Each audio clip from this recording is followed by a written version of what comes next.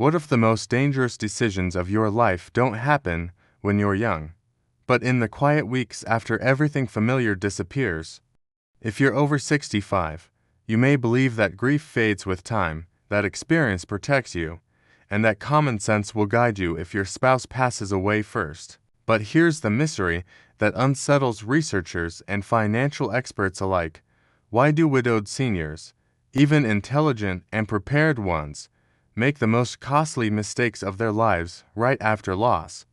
The clues show up early: sudden decisions, quick agreements, a polite yes that feels easier than thinking. Yet the full truth stays hidden until the damage is already done. To understand why this happens, we have to step back and follow a strict cause and effect timeline that begins decades before old age. The origins of this issue start in early adulthood. In your 20s and 30s, long-term partnerships form a division of labor. One spouse often handles finances, paperwork, or big decisions. The other handles emotional glue, family ties, or daily routines. This isn't a flaw, it's efficient. The cause is trust and role specialization. The effect is shared stability. But there's a hidden cost, an unequal decision-making experience. Then come the changes that start quietly in the 40s. Life grows more complex.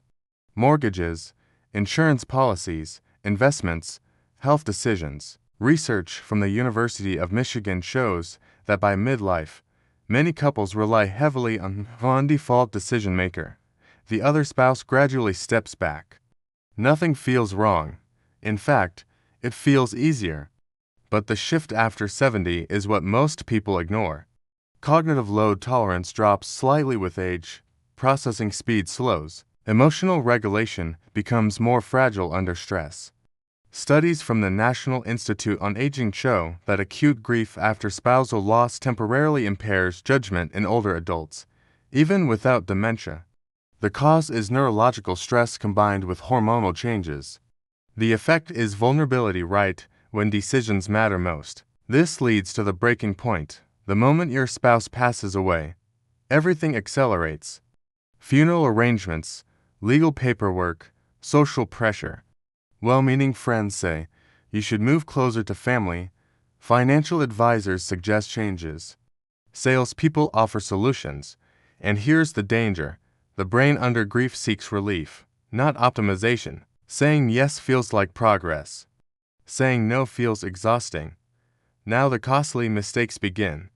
One mistake is saying yes to major financial changes too quickly. American widowhood studies show that seniors who make big financial moves within the first year, selling a home, reallocating investments, gifting large sums, are significantly more likely to experience long-term financial instability. The cause is grief-driven decision-making. The effect is irreversible loss. Another mistake is saying yes to isolation disguised as rest. Many widowed seniors withdraw socially, believing solitude equals healing.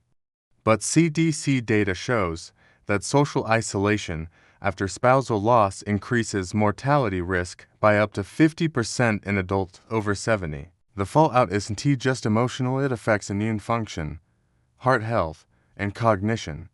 A third mistake is saying yes to being handled. Adult children, relatives, or advisors may take over decisions completely.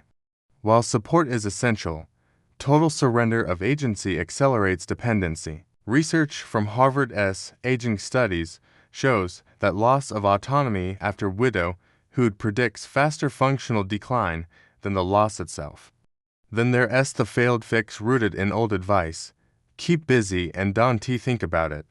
Suppressing grief doesn't erase it, it displaces it.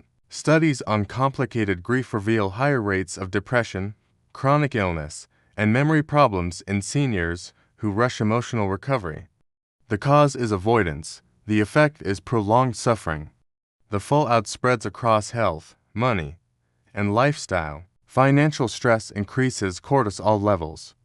Cortisol worsens sleep, blood pressure, and inflammation. Medical expenses rise. Lifestyle shrinks.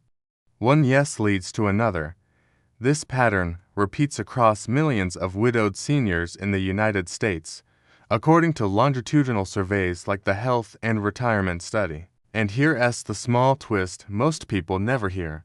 The first year after spousal loss is not the time to simplify your life. It's the time to stabilize it. Stability, not change, is what protects the aging brain. So, how does this connect to today? Right now, over 800,000 Americans lose a spouse each year. Most are over 65. Most believe they'll handle it. And most underestimate how grief temporarily rewires decision-making. Now, the answers you've been waiting for.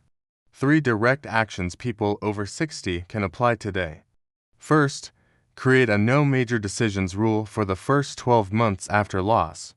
Research-backed grief counselors strongly recommend delaying irreversible choices whenever possible. Second, build a small decision circle 2 or 3 trusted people with different perspectives to review any major yes. Third, protect daily structure. Consistent routines anchor the brain and reduce vulnerability to impulsive choices. Here's the clear warning based on evidence. Decisions made during acute grief can permanently damage financial security, health, and independence, and the regret often surfaces years later. And here's the open thought to carry forward. If grief can quietly change how the brain decides, what other moments in aging are we misreading as personal weakness instead of temporary vulnerability? If this message could protect someone you love, like this video and share it. And subscribe for the next chapter, where lines reveal why the second year after loss, not the first, is when real healing and strength begin.